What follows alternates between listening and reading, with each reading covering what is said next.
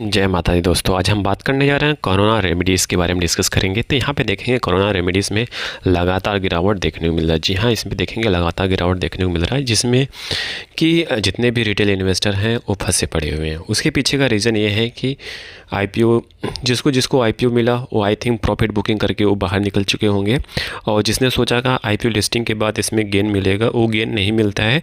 और फाइनली क्या है कि इसमें रिटेल इन्वेस्टर फंस चुके हैं और फंस गए हैं, क्योंकि यहाँ पे कुछ ऐसे मेरे दोस्त और कुछ ऐसे फॉलोअर्स हैं जिसका मैसेज आया कि सर इस पर कुछ वीडियो बनाया जाए। तो उसके लिए मैंने सोचा कि चलो एक वीडियो बनाते हैं और देखने की कोशिश करते हैं कि कोरोना रेमेडीज़ में आगे तेज़ी कब बन सकती है। तो देखते हैं। तो यहाँ पे देखेंगे कोरोना रेमेडीज़ में 5 डेज़ की बात किया जाए तो यहाँ पे 5.5% के आसपास का गिरावट शो कर रहा है।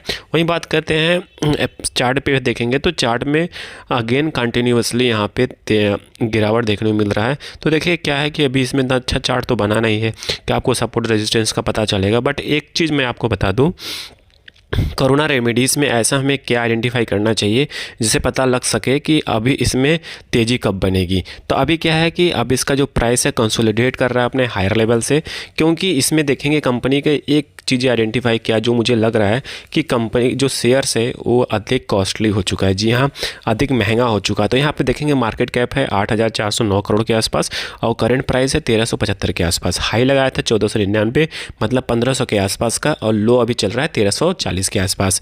वही स्टॉक पी देखिए, यही जो बात कर रहा था मैं स्टॉक पी की बात कर रहा था 56.1 के आसपास है। मतलब कि स्टॉक पी महंगा, मतलब कहने का मतलब है जो कंपनी का स्टॉक है वो महंगा हो चुका है। इसके वजह से यहाँ पे कंसोलिडेट चल रहा है, मतलब कंसोलिडेशन चल रहा है। ठीक है, वो अभी कहाँ तक गिरेगा अभी किसी को कुछ कंफर्मेशन नहीं है। हमको लगता है यहाँ पे जब पी 40 के आसपास आएगा तब जाकर रुक सकता है। अभी तो रुकने का मुझे कुछ समझ में नहीं आ रहा, कहीं रुकता भी है तो साइडवेज होगा, साइडवेज होने के बाद फिर से गिरावट देखने को मिल सकता है।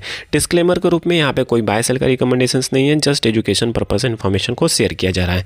एक चीज़ मैं आपको और बताना चाहता हूँ, कहीं इसमें एक चीज़ और है, कहीं एंकर इन्वेस्टर जो है एंकर इन्वेस्टर का जो लॉकिंग पीरियड होता है 1 मंथ होता है, 1 मंथ के बाद तीसरा मंथ होता है। ठीक है, 1 मंथ में 50% काट सकते हैं माल को, कहीं 50% 1 मंथ में काटते हैं तो इसमें भारी गिरावट देखने को मिल सकता है। और तीसरे मंथ के बाद कहीं पूरा एग्जिट करते हैं तो यहाँ पे नो डाउट इसमें और भारी गिरावट देखने को मिल सकता है। ये एंकर इन्वेस्टर के केस में है। जी हाँ, तो आपको इसी का क्राइटेरिया समझते हुए अपने स्टॉक को होल्ड करना है और समझना है। ठीक है, वहीं बात करते हैं कंपनी के आरओसी आरओई की बात किया जाए तो आरओसी आरओई जो 31.5 के आसपास है, आरओई 27.6 के आसपास है। तो यहाँ पे देखेंगे आरओसी आरओई ज़बरदस्त है। देखेंगे फंडामेंटल देखेंगे इस स्टॉक्स में कोई दिक्कत है नहीं, जो दिक्कत आ रही है वो आ रही है पी की। ठीक है, और वही बात मैंने 2 चीज़ यहाँ पे है, तो 2 चीज़ें आपको हमेशा यहाँ पे फोकस करना है। पहला फोकस करना है कि कहीं कंपनी का स्टॉक का पी जब तक सेटलमेंट नहीं होता है, जब तक प्राइस सेटलमेंट नहीं होता है, तब तक इसका गिरने का और थमने का हमको नहीं लगता कि थमेगा। ठीक है, गिर के थमेगा, फिर साइडवेज होगा, फिर गिरावट होगी। क्यों? क्योंकि स्टॉक पी अधिक लग रहा है, मेरे को अधिक लग रहा है।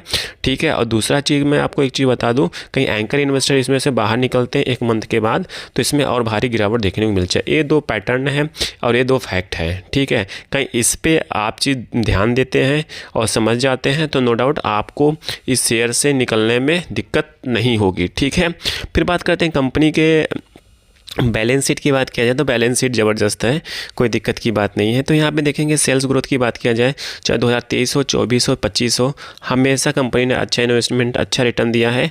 ठीक है, तो यहाँ पे देखेंगे कंपनी का जो प्रॉफिट है वो लगातार बढ़ता हुआ दिखाई दे रहा है। तो यहाँ पे कंपनी के बैलेंस शीट में या कंपनी की इसमें कुछ दिक्कत नहीं है। जो दिक्कत आ रही है वो आ रही है कंपनी के पी का। जी हाँ, पी बढ़ चुका है। और दूसरा एंकर इन्वेस्टर कहीं बाहर निकलते हैं तो इसमें भारी गिरावट आ सकती है। ये चीज़ें तो आपको हमेशा ध्यान में रखते हुए इस कंपनी के स्टॉक में ट्रेड करना है, इन्वेस्टमेंट करना है। आई थिंक सारी इन्फॉर्मेशन आपको समझ में आ चुकी होगी। समझ में आ चुकी, प्लीज़ लाइक एंड सब्सक्राइब करिएगा, दोस्तों के साथ जरूर शेयर करिएगा। Thank you for watching this video.